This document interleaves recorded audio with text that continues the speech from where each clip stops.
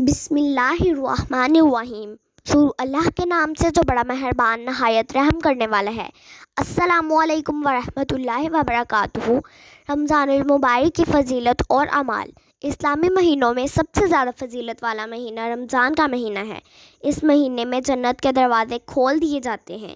اللہ تعالیٰ اس مہینے میں نیکیوں کے ثواب کو 70 گنا بڑھا دیتا ہے۔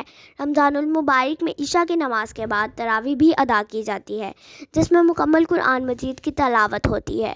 رمضان المبارک میں صدقہ و خیرات کرنے اور روزہ داروں کو سحری اور افطاری کرانے کا بہت ثواب ہے۔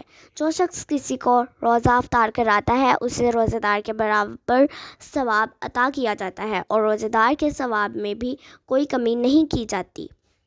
رمضان المبارک کے آخری 10 دن میں مسجد میں اعتکاف کرنا حضرت محمد صلی اللہ علیہ وآلہ وسلم کی سنت ہے۔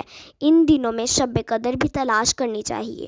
شب قدر رمضان المبارک کے آخری 10 دنوں کی طاق راتوں میں سے کوئی ایک رات ہوتی ہے۔ یہ بہت ہی خیر و برکت والی رات ہوتی ہے۔ قرآن مجید میں شب قدر کو 1000 مہینوں سے بہتر قرار دیا گیا ہے۔ اللہ تعالیٰ کا فرمان ہے، لیلۃ القدر خیر من الف شہر۔ ترجمہ، شب قدر 1000 مہینوں سے بہتر ہے۔ اللہ حافظ۔